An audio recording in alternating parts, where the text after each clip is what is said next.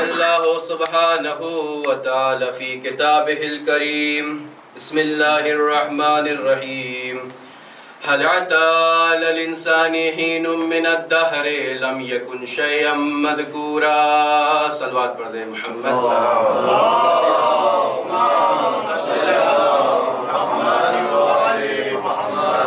سب سے پہلے آپ سب کو ہمارے وقت کے امام زمانہ صلی اللہ تعالی فرجہ الشریف کی ولادت کی بہت بہت مبارکباد پیش کرتا ہوں۔ عزیزان گرامی، جس آیے کو اپنا سرنامہ سخن قرار دیا ہے اس میں پروردگار عالم ارشاد فرما رہا ہے هل أتى على الإنسان حين من الدهر لم يكن شيئا مذكورا، کہ زمانے میں سے ایک زمانہ ایسا تھا، زمانے کا وجود تھا، انسان کا وجود نہیں تھا۔ تو کیا ہوا؟ ہم نے اس انسان کو قابل ذکر بنایا، ہم نے اس انسان کو قابل تذکرہ بنایا۔ خداوند عالم اس آیت کے ذریعے سے بتانا یہ چاہتا ہے کہ انسان اپنی حقیقت کو پہچانے اور آل محمد کی حقیقت کو پہچانے۔ انسان کون ہے اور آل محمد کون ہے؟ پروردگار فرما رہا ہے کہ انسان وہ ہے کہ جس کا وجود نہیں تھا، زمانے کا وجود تھا۔ آل محمد کی ذات وہ ہے کہ وہ تھے، زمانے کا وجود نہیں تھا۔ پھر آگے کی آیت میں ارشاد ہو رہا ہے کہ اِنَّا خَلَقْنَا الْإِنسَانَ مِن نُطْفَةٍ أَمْشَاجٍ، ہم نے اس انسان کو مخلوط نطفے سے پیدا کیا۔ اچھا خداوند عالم، تو نے اس انسان کو کس لیے خلق کیا؟ کیا تو نے اس انسان کو صرف عبادت کے لیے خلق کیا ہے؟ نہیں۔ پھر آگے کی آیت نے بڑھ کے سہارا دیا، نبتلی ہے، ہم نے اس انسان کو خلق کیا ہے تاکہ یہ انسان کا امتحان لیا جائے۔ اچھا امتحان لیا جائے گا، کیسے امتحان لیا جائے گا؟ کیسا پرچہ میں دیا جائے گا؟ کوئی پرچہ ہوگا، کوئی پیپر ہوگا، کس طریقے سے ہمارا امتحان لیا جائے گا؟ پھر آگے کی آیت نے بڑھ کے سہارا دیا، فَجَعَلْنَاهُ سَمِيعًا بَصِيرًا، اگر ہم نے تمہیں امتحان کے لیے بھیجا ہے تو ہم نے تمہیں سننے والا بھی بنایا، ہم نے تمہیں دیکھنے والا بھی بنایا۔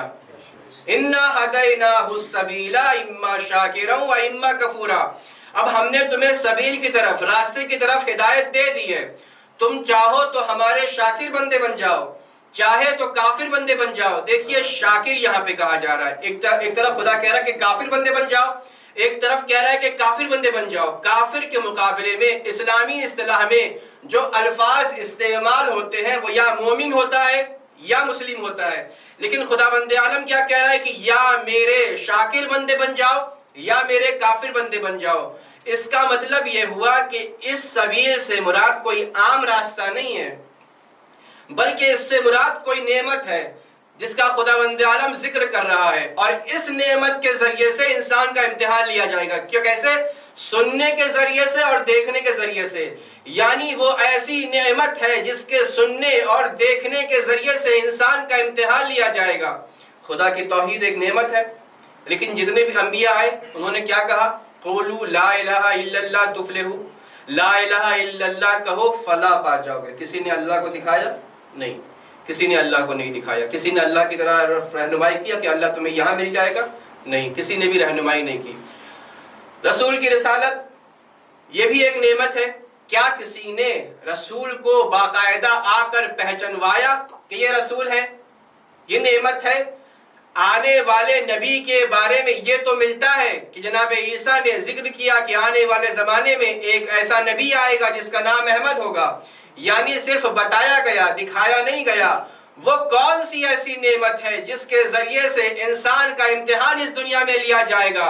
عجب نہیں، خداوند عالم آواز دے کہ دیکھو دن اپنے زوال پہ تھا، دین اپنے کمال پہ تھا، رسول خدا نے اس نعمت کو دکھایا بھی، من کنت مولا فہذا علی مولا کہہ کر سنایا بھی۔ صلوات پڑھ دے محمد و آل محمد پر۔ اللہم صلی علی محمد و آل محمد۔ یہ وہ ایسی نعمت ہے جس کے ذریعے سے انسان کا امتحان لیا جائے گا۔ کیسے؟ دیکھنے کے ذریعے سے بھی، سننے کے ذریعے سے بھی۔ اچھا، جب مولا کائنات کی ولایت کے سلسلے میں رسول خدا نے یہ اعلان کر دیا کہ یہ میرے بعد وسیع ہوگا تو لوگوں نے بہت چاہا کہ امام کے مرتبے کو گھٹا دے، لیکن جس کے مرتبے کو خدا بڑھائے اسے کون گھٹا سکتا ہے؟ عزیزوں، لوگوں نے بہت چاہا کہ امام کے مرتبے کو گھٹائیں، لیکن دوسرے مسلک کے امام بھی امام کی فضیلت پڑھتے ہوئے نظر آئے۔ کیوں؟ اس لیے کہ یہ وصی خدا ہے۔ شافعی کا نام کون نہیں جانتا ہے؟ ہر کوئی جانتا ہے شافعی کون ہے۔ ایک مسلک ہے سنی میں جو شافعی کہے جاتے ہیں، 4 مسلک ہے: حنبلی، شافعی، حنفی، مالکی۔ تو اس میں سے ایک شافعی ہے جن کے دلوں میں بھی اہل بیت کی محبت تھی، اور جب اہل بیت کی محبت تھی تو وہ زمانہ ایسا تھا کہ لوگ اشعار کہا کرتے تھے۔ اب آپ بھی اشعار کہیں گے علی کی محبت میں، ان کے وصی کی محبت میں، تو وہ بھی چونکہ اہل بیت کی محبت دل میں رکھتے تھے تو انہوں نے بھی اشعار کہے۔ وہ کہتے ہیں کہ خیر الورا من بعد احمد حیدرون، کہ اگر سب سے بہترین مخلوق اس دنیا میں احمد کے بعد کوئی ذات ہے تو اس کا نام مولا کائنات ہے۔ الناس ارض والوسیع سماء، دیکھو لوگوں کی مثال زمین کی ہے اور وسیع کی مثال آسمان کی ہے۔ یہ کون کہہ رہا ہے؟ شافعی جیسا امام کہہ رہا ہے جس کے دل میں علی کی محبت جاگ گئی۔ تو اس نے پھر کہا علی حبہ جنہ قسیم النار والجنہ، علی کی محبت اس آگ، جہنم کی آگ کے مقابلے میں ڈھال کا کام کرتی ہے۔ علی حبہ جنہ قسیم النار والجنہ، علی اس ذات کا نام ہے جو جنت و جہنم کو تقسیم کرنے والا ہے۔ وسیع المصطفیٰ حقا، وہ علی کون ہے؟ جو جہنم و جہنم کو تقسیم کرنے والا ہے اور وسیع خدا کا برحق جانشین ہے۔ جب شافعی نے یہ اشعار کہے تو ان کے ماننے والوں نے، ان کے چاہنے والوں نے یہ کہا تم رافضی ہو گئے ہو۔ دیکھیں رافضی ہم کو بھی کہا جاتا ہے، آپ نے دیکھا ہوگا ہمیں ٹیگ کیا جاتا ہے کہ رافضی کسے کہتے ہیں؟ جو حق سے پلٹ جائے، حق سے دور ہو جائے، اسے رافضی کہتے ہیں۔ تو یہ بھی جب انہوں نے اشعار کہے اہل بیت کی محبت میں علی علی کرنے لگے تو لوگوں نے کہا تم بھی رافضی ہو گئے ہو۔ تو کہنے لگے قالوا ترفست قلت کلا، مجھ سے کہا گیا کہ تم رافضی ہو گئے، میں نے کہا نہیں، ہرگز نہیں، میں رافضی نہیں ہوا ہے۔ مر رفض دینی ولا اعتقادی، نہ رافضیت میرا دین ہے نہ رافضیت میرا اعتقاد ہے، لیکن تولیت غیر شک، لیکن ہاں اس میں کوئی شک نہیں ہے کہ میں نے علی کی ولایت کا اقرار کیا ہے۔ کون علی؟ خیر الورا من بعد احمد، جو سب سے بہترین وصی ہے۔ عزیزان گرامی، جب یہی شافعی اس دنیا سے جانے لگا تو کہتا ہے ماتا شافعی لیسا یدری علی ربہ ام ربہ اللہ، شافعی مرتے مر گیا لیکن وہ یہ سمجھ نہ سکا کہ اس کا پروردگار وہ خدا ہے یا علی ہے۔ یہ اشعار ہم نہیں کہہ سکتے ہیں، کیوں؟ اس لیے کہ مولا کائنات نے سجدہ کر کے بتایا وہ میرا معبود ہے، میں اس کا عابد ہوں، مجھے خدا کہہ کے آخرت کے حسی محل کو گرا رہے ہو، صراط رب اولا کو تم چھوڑ کے جہنم میں جا رہے ہو، حقیقتوں کو سمجھ رہے ہو مگر سمجھ کے چھپا رہے ہو۔ علی کی انگشت کے اشارے سے شمس جب سر اٹھا رہا تھا، علی کو دیکھا تھا تب علی کس کے سامنے سر جھکا رہا تھا۔ سلوات پڑھتے ہیں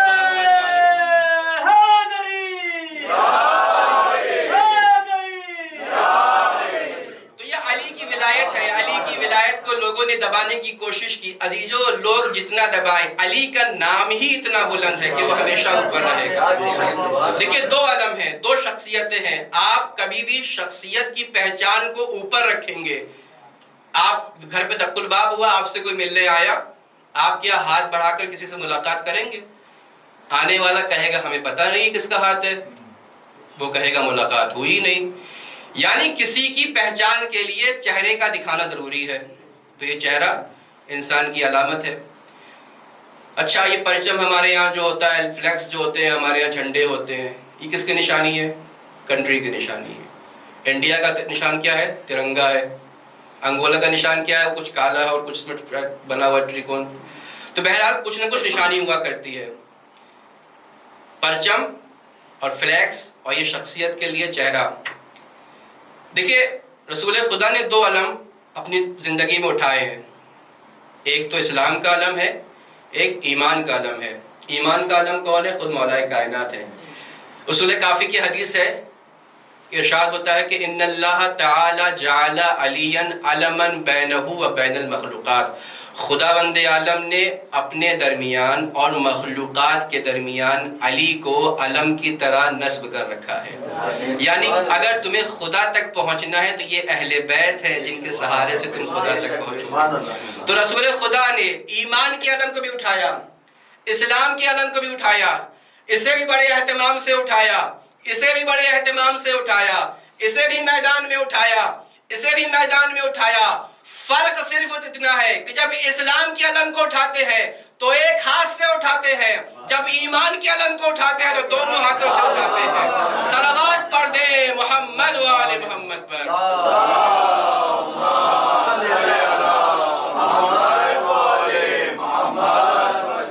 ایمان کے علم کو بھی اٹھایا، اسلام کے علم کو بھی اٹھایا۔ اچھا، رسول نے غدیر میں صرف علی کی ولایت کا اعلان نہیں کیا ہے، بلکہ رسول خدا نے یہاں تک کہا ہے کہ دیکھو اس کڑی کے پہلے سلسلے کا نام علی ہے اور آخری سلسلے کا نام مہدی ہے۔ صلوات پڑھ دیں محمد والے۔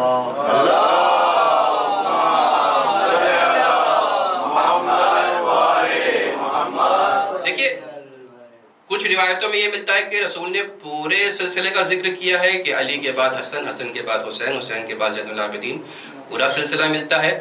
دوسری روایتوں میں کچھ ایسی ہے کہ لوگوں نے خیانت کی اور اس میں یہ ملتا ہے کہ صرف امام علی کا ذکر ہے اور امام مہدی کا ذکر ہے۔ میں کہوں گا یہ دو ڈاٹس کافی ہیں، امام مہدی کے وجود کے لیے یہ دو ڈاٹس کافی ہے۔ کیوں، کیسے؟ دیکھیں جب ہمارے یہاں بچے ہوتے ہیں، آپ کے یہاں بھی گھر میں بچے ہوتے ہیں، جب نرسری جاتا ہے بچہ پڑھنے کے لیے تو اسے شروع میں ہی ABCD لکھنا نہیں سکھایا جاتا ہے، بلکہ بچہ آہستہ آہستہ صحیح سے لکھنا سیکھے تو دو ڈاٹس بنا دیا جاتا ہے یا کچھ ڈاٹس بنا دیے جاتے ہیں اور وہ بچہ ان ڈاٹس کے ذریعے سے لکھنا سیکھتا ہے۔ پہلی کڑی کا نام علی ہے، آخری کڑی کا نام محمد ہے۔ جس نے علی اور محمد مہدی کی ذات کو سمجھ لیا وہ صراط مستقیم پر قائم رہے گا۔ صلوات پڑھ دیں محمد و آل محمد پر۔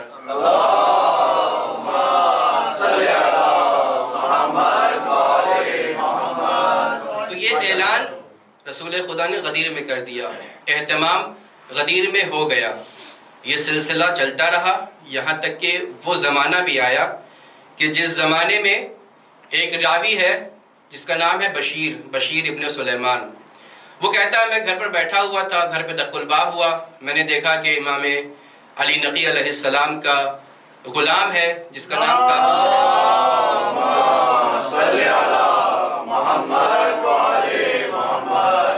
اس کا نام کافور ہے۔ وہ آ کے کہتا ہے کہ امام نے آپ کو بلایا ہے۔ یہ بشیر پہنچے امام کی خدمت میں، امام نے کہا دیکھو فلاں ساحل پہ تم چلے جاؤ، کنارے پہ تم چلے جاؤ، وہاں پہ کچھ قیدی لائے جا رہے ہیں۔ یہ صحابی پہنچا وہاں پر، دیکھا کہ وہاں دور پر کچھ قیدی ہیں جو بک رہے ہیں۔ امام نے صفات بیان کر دی کہ دیکھو جب تم وہاں پر پہنچو گے تو دیکھو گے کہ وہاں پر لوگوں کو، غلاموں کو بیچا جا رہا ہے۔ تو اس نے دیکھا ہاں غلام بیچے جا رہے ہیں۔ اور پھر امام نے کہا تھا کہ دیکھو کچھ ایک ایسی کنیز ہوگی جس کو بیچا جا رہا ہوگا لیکن وہ کسی کے پاس جانے سے انکار کرتی ہوگی۔ کہا ہاں ایک ایسی کنیز ہے جو کنیز کی شکل میں ہے، اسے بیچا جا رہا ہے، اس کا مالک بہت چاہ رہا ہے کہ وہ بک جائے، دام پہ دام لگ رہی ہیں لیکن کوئی خریدنے والا، مطلب لوگ تو خرید رہے ہیں لیکن وہ انکار کر رہی ہیں۔ بہرحال امام نے بشیر کے ساتھ ایک خط دیا تھا جو خط رومی زبان میں لکھا گیا تھا۔ تو وہ خط لے کر جب وہ پہنچا جو بیچ رہا تھا اس کے پاس، اس نے کہا کہ میں اسے خریدنا چاہتا ہوں اور یہ خط ہے۔ اس نے کہا یہ تو کسی کے پاس جا ہی نہیں رہی ہے۔ کہا بہرحال یہ خط ان تک پہنچا دیجئے۔ تو جب خط اس نے پڑھا، وہ جو ابھی قید ہو کر آئی تھی انہوں نے پڑھا، جیسے ہی خط کو پڑھا وہ راضی ہو گئی کہ میں ان کے ساتھ جاؤں گی۔ تو یہ بشیر کہتا ہے کہ جب میں ان کو لے کر جانے لگا تو راستے میں میں نے یہ دیکھا کہ وہ بار بار اس خط کو چوم رہی ہیں۔ میں نے سوال کیا کہ اے امام، انہوں نے پہلے دیکھ لیا تھا کہ امام جو لکھ رہے ہیں وہ کوئی اور لینگویج ہے، تو امام سے سوال کیا کہ آپ یہ اور کوئی لینگویج کیوں دیکھ کر پڑھ رہے ہیں، لکھ رہے ہیں؟ تو انہوں نے کہا تھا کہ یہ جو آ رہی ہے یہ کسی اور کنٹری سے آ رہی ہے اور وہاں کی لینگویج اور ہے۔ تو بہرحال جب یہ کنیز کی شکل میں جو آ رہی تھی آنے لگی تو بشیر کہتا ہے کہ میں نے دیکھا کہ یہ بار بار خط کو چوم رہی ہیں۔ میں نے سوال کیا عربی زبان میں کہ آپ بار بار خط کو کیوں چوم رہی ہیں؟ بشیر یہ سمجھ رہا تھا کہ یہ عربی زبان نہیں جانتی ہو، شاید نہ سمجھ رہی میری زبان کو، لیکن پھر انہوں نے عربی زبان میں جواب دیا کہ میں جانتی تھی کہ یہ خط آنے والا ہے۔ اب وہ تعجب کرنے لگا، ابھی تک کیسے بھیا، ابھی تک یہ تو رومن پڑھ رہی تھی، رومی زبان کی پڑھنے والی ہیں، اور یہ اب کیسے عربی بول رہی ہے؟ کہا میرے دادا جو ہے وہ ہیں قصر روم کے بادشاہ تھے دادا، اور انہوں نے مجھے بہت ساری زبان پڑھائی تھی، اور اسی میں سے ایک زبان عربی ہے۔ بہرحال وہ کہتی ہیں کہ دیکھیے ایک دن ایسا آیا کہ میں سو رہی تھی، خواب میں میں نے جناب مریم، جناب رسول خدا اور جناب عیسیٰ کو دیکھا۔ رسول خدا کے پاس، عیسیٰ کے پاس جناب رسول خدا آتے ہیں اور کہتے ہیں اپنے بیٹے کے لیے، اپنے آنے والے بچے کے لیے، آنے والے بیٹے کے لیے میں تمہاری بیٹی کا ہاتھ مانگنا چاہتا ہوں، اور جناب عیسیٰ نے قبول کر لیا اور میں نے رضامندی دے دی۔ اب میرے دل میں بے چینی تھی کہ میں کس طریقے سے وسیع رسول خدا تک پہنچ سکوں۔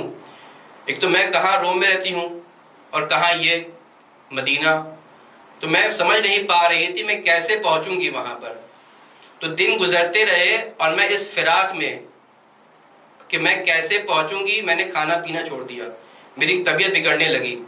جب میرے دادا نے یہ حال دیکھا جو بادشاہ ہیں، تو انہوں نے سوال کیا بیٹا کیا ہے، یہ تمہاری طبیعت کیوں خراب ہو رہی ہے؟ تو کہا بابا جتنے مسلمان ابھی تک ہمارے پاس قید ہے ان سب کو آزاد کر دیجئے، شاید اس سے میں صحت یاب ہو جاؤں۔ بہرحال پوتی کی محبت دادا کے دل میں ہے، تو ان کی وجہ سے انہوں نے آزاد کر دیا۔ اب وہ کہتی ہیں کہ آہستہ آہستہ میری طبیعت، میں نے کھانا پینا شروع کیا، میری طبیعت ٹھیک ہونے لگی۔ کچھ دن بعد جب میں پھر سوئی، میرے خواب میں پھر میں نے دیکھا کہ جناب فاطمہ زہرا سلام اللہ علیہا آئی ہیں،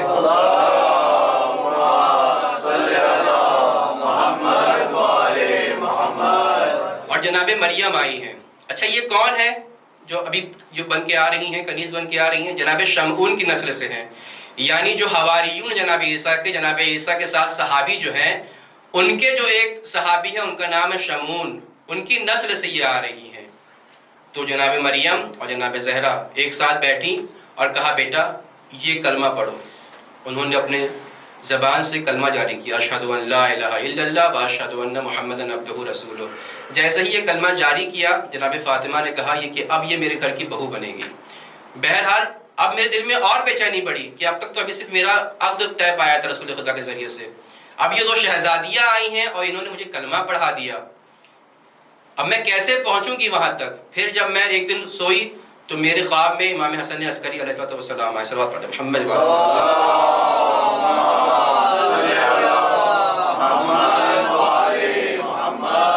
اب انہوں نے مجھے یہ راستہ بتایا کہ دیکھو تمہارے دادا ابھی مسلمان ملک پر حکومت کرنے والے ہیں، حملہ کرنے والے ہیں، تم بھی یہ جو قافلہ جانے والا ہے اس کے ساتھ ہو جانا، اور تم اپنا یہ جو پہناوا ہے اس کو بدل لینا۔ کیسا؟ ایک کنیز کی شکل میں۔ بہرحال میں نے کنیز کی شکل میں اپنے لباس کو پہنا اور میں یہاں تک پہنچ گئی۔ اور ہاں امام نے یہ بھی کہا تھا کہ اپنا نام نرجس بتانا، کیوں؟ جب تم نرجس بتاؤ گے تو لوگ تمہیں قید کر لیں گے۔ بہرحال میں یہاں تک پہنچی، اور تم نے 120 دینار جو امام نے تمہیں دیا تھا وہ تم نے اسے دیا، تو میں آج یہاں پر تمہارے ساتھ ہوں۔ وہ بشیر کہتا ہے کہ میں ان کو لے کر امام کی خدمت میں پہنچا تو میرا گرمجوشی کے ساتھ استقبال ہوا، اور امام نقی علیہ السلام نے اپنی بہن جناب حکیمہ کو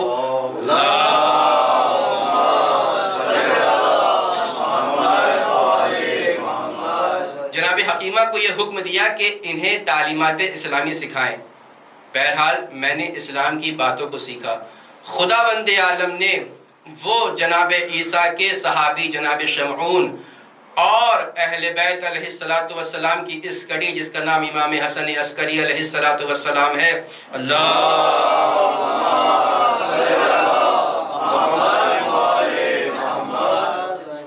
ان کے طفیل میں، ان کے تصدق میں ایک ایسے بیٹے کو جنم دیا جس کا نام حضرت محمد مہدی عجل اللہ تعالی فرجہ الشریف ہے۔ صلوات پڑھ دیں محمد۔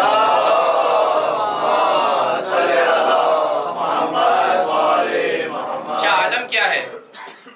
آخری وقت تک یہ نہ معلوم ہو سکا کہ ابھی ولادت ہونے والی ہے۔ جس شب ولادت ہونی تھی اس شب امام حسن عسکری علیہ السلام نے اپنی پھوپھی سے جناب حکیمہ خاتون سے کہا کہ پھوپھی جان آج رک جائیے، آج ہمارے گھر میں ولادت ہونے والی ہے۔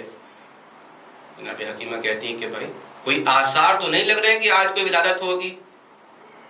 کہا نہیں، آج ولادت ہوگی۔ اور ایسا ہی ہوا۔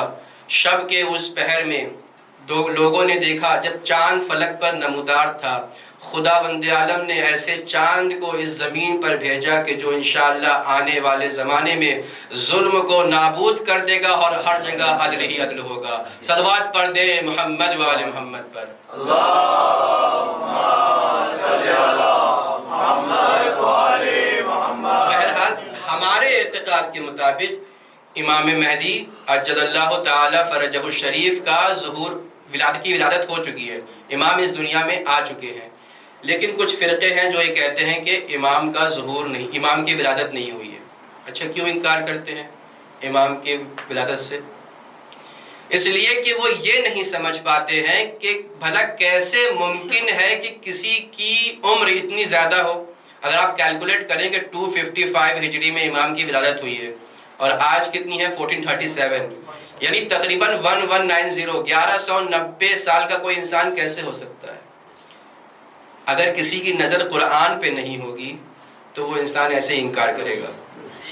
خداوند عالم قرآن مجید میں کہہ رہا ہے کہ جناب نوح کی تبلیغی یعنی جو جتنا انہوں نے تبلیغ کیا ہے اس کی مدت کیا ہے؟ 950 سال. خداوند عالم جناب نوح کو زندگی دے سکتا ہے. جناب خضر جیسے جو نبی نہیں ہے، صرف جو اولیاء ہیں، ان کو خداوند عالم نے کتنی عمر دی ہے؟ 3500 سال کے جناب خضر ہیں. یعنی جو قرآن کو صحیح طریقے سے نہیں پڑھتا ہے وہ امام کے وجود میں شک کرتا ہے. عزیزان گرامی، آج دیکھیے ہم نے ٹیکنالوجی میں ترقی کر لی ہے. کل وہ سبزیاں جو ایک دن میں خراب ہو جایا کرتی تھیں، وہ پھل جو ایک ہفتے میں خراب ہو جایا کرتے تھے. اب فریج کا کمال کیا ہے؟ ریفریجریٹر کا کمال کیا ہے؟ اس کا کمال یہی تو ہے کہ وہ چیز جو ایک دن میں ایک ہفتے میں خراب ہو جایا کرتی تھی، اب وہ ریفریجریٹر یہ فریج اسے 1 سال تک محفوظ رکھ رہی ہے. اما انسانوں، جس چیز کو تم نے پیدا کیا ہے اس چیز میں یہ پاور پایا جاتا ہے کہ وہ چیز جو چیز ایک دن باقی رہتی تھی وہ اب سالوں چلتی ہے. تو وہ خداوند عالم جس کے قدرت میں ساری دنیا ہے، کیا وہ امام زمانوں کو بنا محمد و آل محمد پر.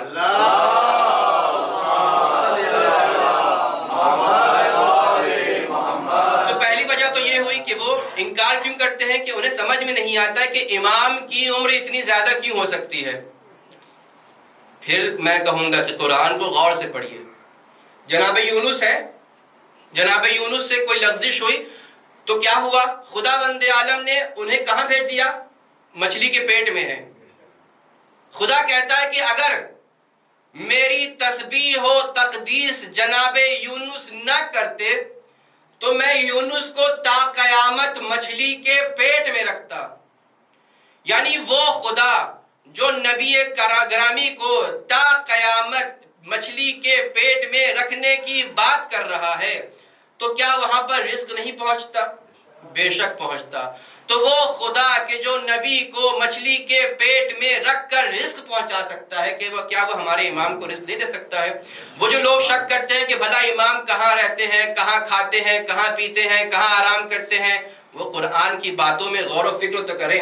وہ خدا کہ جو زمین میں رہنے والے کیڑوں تک بھی رزق پہنچاتا ہے، کیا وہ خدا وقت کے امام کو رزق نہیں دے سکتا ہے؟ تو عزیزان گرامی، جن کی عقل اس حد تک نہیں ہوتی ہے جہاں پر قرآن کی تلاوت ہوا کرتی ہے، وہ ایسے انکار کرتے ہیں.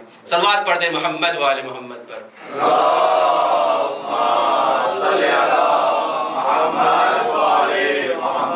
تو انکار کیوں کرتے ہیں؟ یعنی وہ وجود کا انکار کر رہے ہیں، لیکن ہاں اس بات کو مان رہے ہیں کہ ایک زمانے میں امام مہدی کی ولادت ہوگی. میں کہتا ہوں مہدی آئیں گے یزدی سے، وہ کہتا ہے پیدا ہوں گے جانے جہاں بن کر، مگر اتنی حقیقت منکر غیبت بھی مانے ہے کہ چھا جائیں گے وہ ساری زباں پر آسماں بن کر. صلوات پڑھ دیں محمد و آل محمد پر.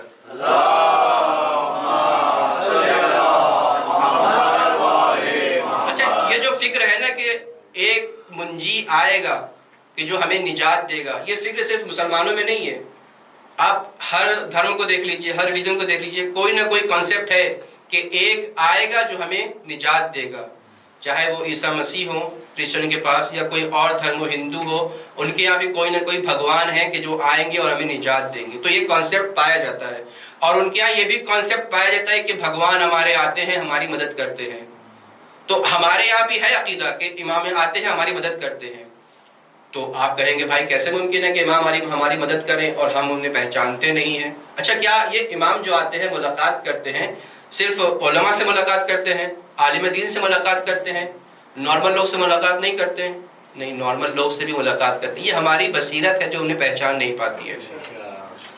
ایک یعقوب نام کا شخص ہے، شیخ رشتی ہیں، اس روایت کو نقل کرتے ہیں شیخ رشتی۔ وہ کہتے ہیں کہ میں نجف سے ایک سفر پہ جا رہا تھا، جب ہم نے یہ سفر طے کیا تو ہمارے ساتھ کچھ لوگ بھی تھے، ہماری کشتی جا رہی تھی، راستہ طے کر رہی تھی، کچھ لوگ ہمارے ساتھ تھے، ان میں سے ایک شخص کا لوگ مل کر مذاق اڑا رہے تھے۔ میں پریشان ہوا، اس کا مذاق کیوں اڑایا جا رہا ہے؟ بہرحال جب یہ کشتی ساحل پر پہنچی ہے تو میں نے اس شخص سے سوال کیا کہ بھائی تمہارا مذاق کیوں اڑایا جا رہا ہے؟ تو وہ شخص کہتا ہے کہ میرا نام یعقوب ہے، کچھ دن پہلے میں شیعہ ہو گیا تھا، اور یہ جو میرے ساتھ ہیں یہ میرے خاندان کے لوگ ہیں، یہ میرا مذاق اڑا رہے ہیں، یہ سمجھتے ہیں کہ میں حق پر نہیں ہوں۔ تو وہ شیخ رشتی کہتے ہیں کہ بھائی تم مسلمان شیعہ کیسے ہوئے؟ تو وہ کہتے ہیں، جناب یعقوب صاحب کہتے ہیں کہ میں ایک دن سفر پہ جا رہا تھا، میں تجارت کرتا ہوں تیل کا تجارت جب میں کرتا ہوں تو عراق کے شہر میں ایک شہر جس کا نام ہے ہلہ، یہ ہلہ کی جگہ پر میں سفر کر رہا تھا، صحرا میں جب ہمارا قافلہ گزر رہا تھا، گزرتے گزرتے ایک جگہ یہ آئے کہ لوگ رات میں رکے، لیکن جب میری صبح آنکھ کھلی تو میں نے دیکھا کہ قافلے والے جا چکے ہیں، میں اکیلا ہوں، سفر میں یہ کو تنہا میں رہ گیا، اور میں راستے سے بھی واقف نہیں تھا۔ اب میں تھوڑا پریشان ہوا کہ میں اپنے راستے کو کیسے طے کروں گا، راستے میں ڈاکو بھی ہوا کرتے ہیں، اور میں راستے کو کیسے طے کروں گا؟ تو وہ کہتا ہے کہ میری ماں جو ہے وہ اکیلے شیعہ تھی گھر میں، اور سارا خاندان میرا شیعہ نہیں تھا، اور میری ماں نے بچپنے میں مجھے یہ یاد کروایا تھا کہ دیکھو بیٹا، ہمارا عقیدہ یہ ہے کہ ہمارے امام اس دنیا میں موجود ہیں، اور جب بھی تم ان کو پکارو گے وہ تمہاری مدد کے لیے ضرور آئیں گے، یا ابا صالح المہدی ادرکنی، تم جب بھی کہو گے وہ تمہاری مدد کے لیے آئیں گے۔ تو مجھے اپنے ماں کی یہ بات یاد رہی، جب میں وہاں پریشان ہوا اور میں نے پورے یقین کے ساتھ امام کو آواز دیا ہے یا ابا صالح المہدی ادرکنی کرتا رہا، تو میں نے دیکھا کہ دور سے ایک نقاب پوش ہے جو ہرا عمامہ پہنا ہوا ہے میرے قریب آتا ہے، اور اس نے میری رہنمائی کی، دیکھو فلاں فلاں مقام پر کچھ دور پر تم چلے جاؤ گے تو وہاں پر تمہیں ایک گاؤں ملے گا، تم وہاں پہ ٹھہرنا، تمہارا قافلہ وہاں پہنچ جائے گا۔ وہ کہتا ہے میں سمجھ گیا کہ شاید یہ وہی شخص ہے جس کی باتیں میری ماں کیا کرتی تھی۔ وہ کہتا ہے کہ اے شخص، کتنا بہتر ہوتا کہ آپ میرے ساتھ چلتے اور مجھے وہاں اس گاؤں تک پہنچا دیتے۔ امام فرماتے ہیں کہ اے یعقوب، جس طریقے سے میں تمہاری مدد کے لیے آیا ہوں اسی طریقے سے میرے چاہنے والے مجھے اس وقت بلا رہے ہیں، مجھے ان کی مدد کے لیے بھی جانا ہے۔ تو یہ ہمارے امام ہیں جو ہماری مدد کے لیے ضرور آتے ہیں۔ صلوات پڑھ دے محمد و آل محمد پر۔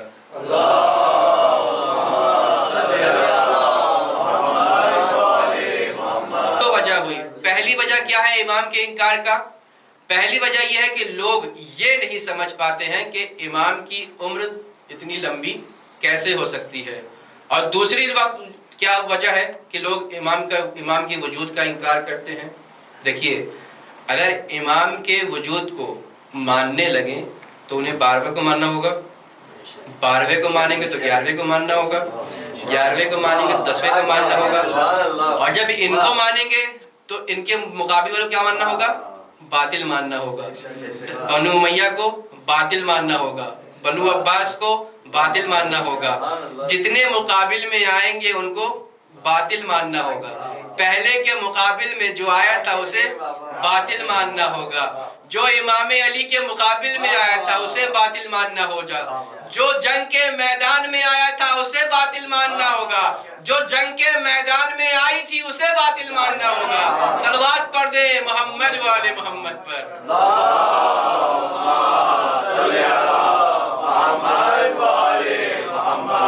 آپ نے سوچا یہ کڑی سے کڑی ملائی ہے، پہلے ہی 12ویں کا انکار کر دیا تاکہ وہ بات وہاں تک نہ پہنچے کہ غصب کس نے کیا تھا، کون جنگ میں آیا تھا، کون جنگ میں آئی تھی۔